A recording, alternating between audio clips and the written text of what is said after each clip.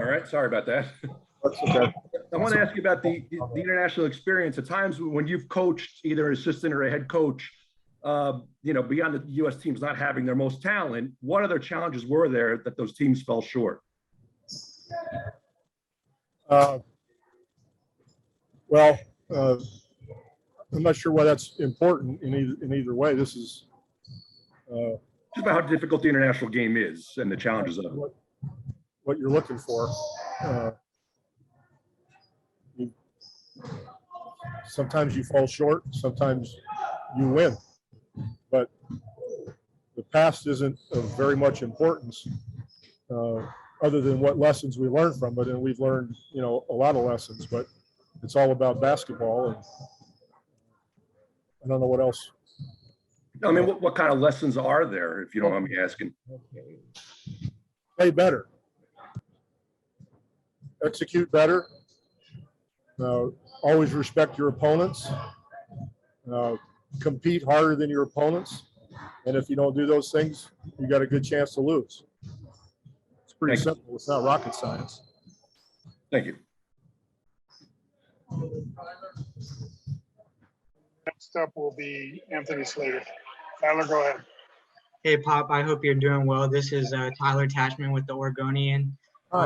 I was just wondering what conversations, if any, did you have with Dame leading up to his decision to play for Team USA, and if so, like what your message was to him? Well, basically, whenever I talked to Dame, it was about letting him know that he was valued and we would love to have him on the team, period.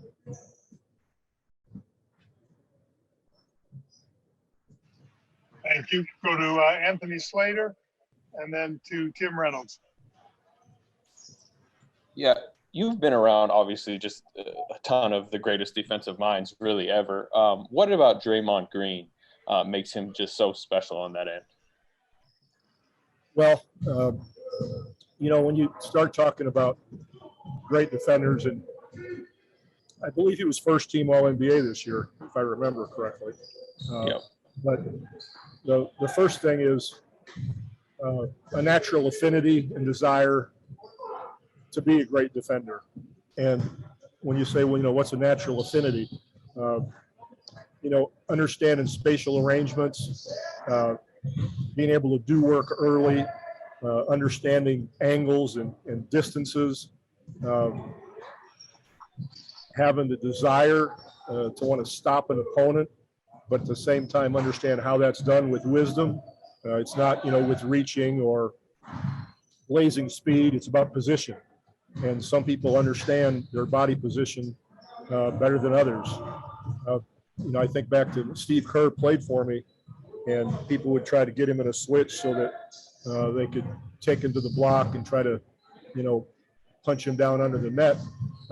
He would release contact. He'd end up in front of him because he understood about space. Now, if he was out on the court one-on-one, he'd have a tougher time. But in certain situations, he had an affinity for how to use his body and what the spaces were. Well, Draymond does that all over the court, and he enjoys it. So all those things help him be who he is. Thank you. Is Tim Slater up, and then Zora Stevenson. Hey, Pop. It's been probably a long time since any of these guys have gone through 3 hard days on the court in a row. Can you sort of take us through what today was like and how guys are holding up physically, and how are you? Sure. It's that balance between working them but not overworking, I guess. Well, you're exactly right. We want them to all be healthy when we get there, obviously, but they've got to get in shape. Some of these teams have already been working for 10, 15 days.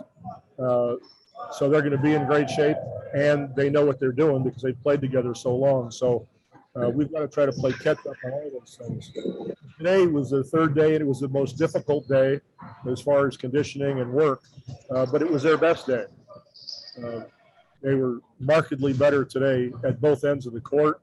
We went longer and we went harder, significantly harder than the last 2 days, just to make sure we had a little bit of a baseline to know who had some wind, who didn't, who was in better shape than someone else. But today, they all had to compete in that sense, and they did very well. Thank you, Pop. You're welcome. Hey, Zara, Coach. Zara, go ahead, and then we'll go to Terrell Emerson. Hey, Coach, on this roster, you have two individuals that have won Teammates of the Year awards in Damian Lillard and then Drew Holiday when he joined you all. And those awards include like selfless play and leadership on and off the court. I'm wondering how important those characteristics are in a USA basketball setting. They're very important because we have such a short time together, and somebody's got to lead. Somebody's got to, take on the responsibility to understand, to keep everybody focused, to prepare every day so that we don't skip any steps and lose time, valuable time in trying to, get our execution down. So those kinds of leadership skills are necessary, mandatory, and makes everything a lot more difficult if everybody's just looking around at everybody else and they don't know who to look to. So guys like Drew and Damian are very valuable in that sense. Hey, Terrell, Pop. you're up. We'll go next with Mark Berman. Hey, Pop. It was over 20 years ago that you hired Mike Brown to your coaching staff down in San Antonio. Can you speak to Mike Brown then, and can you speak to the Mike Brown that's going to be across from you on Saturday night? Okay. Well, he's got the same great sense of humor, same great smile, and love of life that he's always had. Right now, he's a lot more confident individual, just like any of us would be, 20 years later in what he does. But more than anything, he's probably, again, like hopefully we all are, he's wiser, appreciates the opportunities that he's had, and basketball-wise, has grown every year, just like all of us. We're all seeking to get better at what we do. So his has just been a progression where the knowledge level and the confidence level have both, coincided in getting better every year. Thanks, Pop. You're welcome. Mark, go ahead, and then we'll go with Ira. Yeah, Greg, there's a report out there that 3 select players, including Emmanuel Quickly, are done with training camp because of COVID-19 protocols. Is that accurate? And is there anything more widespread? And does it show that this thing isn't over yet? Well, I think we all know this thing that you call it is not over yet. That goes without saying. Everybody has to still be vigilant and careful. But it is true that 3 of the select players came up positive. I don't know their names, but it's confined to that. Thank you. We'll go next to Ira. Go ahead, and then we'll go to Mark Lawson. Pop, on your staff, you have yourself, who's been coaching for 25 years, Mark Few for 22, Jay Wright for 20, Spo for 13. Mark Few spoke last night about how it shows if you stick with people through sort of thin and thick and give them the time, that in the end, your program will be better for it. Do you see that in the staff you put together here, and just sort of how important it is for teams and colleges to maintain cohesion, that there will be an ultimate payoff? Well, I think this common sense tells us that competent continuity will serve you well. And I don't think it really matters what business you're talking about. But the rub is always being involved in an organization where people have little patience or don't have much vision and understand, what that can do. They get a little bit antsy, and maybe want success quicker than is even possible, based on the talent or the chemistry that they have on a particular team. So if one can have continuity in the long run, it bodes well for success. But it takes judgment on the part of, bosses, whether they be owners or general managers, whoever it is, to have that sort of wisdom to make those choices and have the courage to maybe go through the bad times in the beginning for good times later. Thank you. You're welcome. Mark Lawson, you're up, and then we will go with Tom Petrini.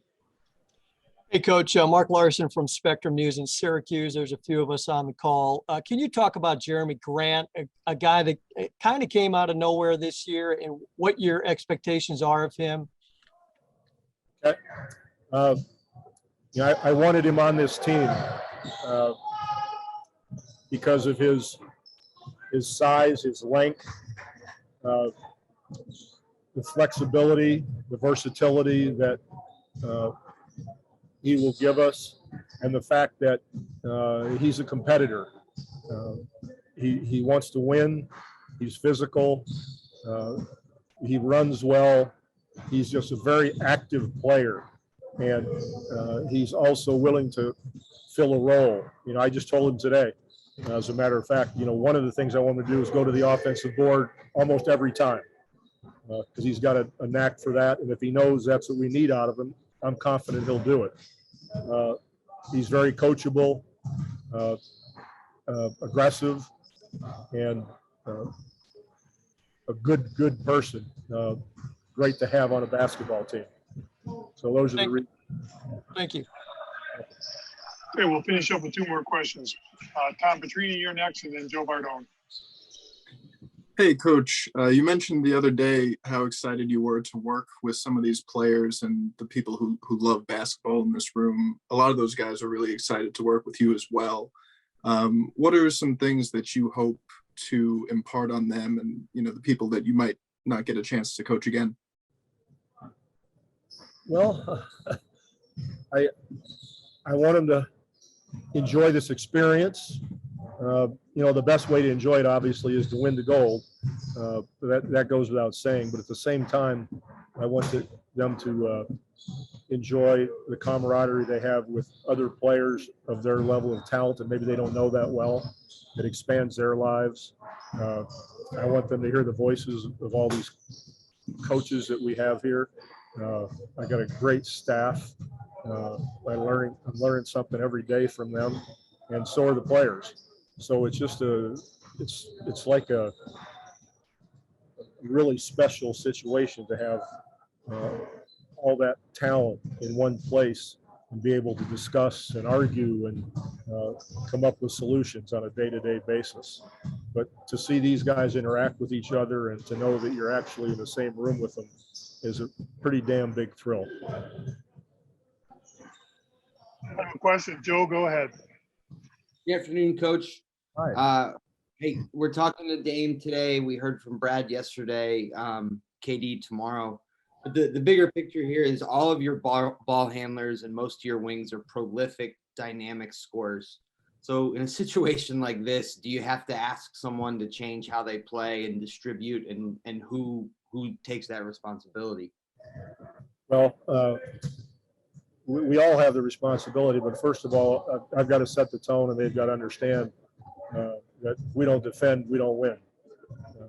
These teams that we play execute really well, and we've got to make stops. We've got to be able to take them out of what they do as much as possible.